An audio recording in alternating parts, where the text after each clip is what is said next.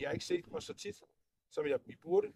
Men nu kommer jeg ud af busken, fordi det er vigtigt for mig som tillidsmand, som din tillidsmand, at være synlig og være en, man kan stole på. Det er tydeligt i vores tid, at vi skal have tillidsfolk, vi kan stole på. Vi skal sammen lave et bedre firma. Det gør vi bedst, hvis I kommer til mig. Jeg kan sagtens håndtere jeres problemer. I ringer dag og nat, og det der er meget skal ske, det er brandsluk.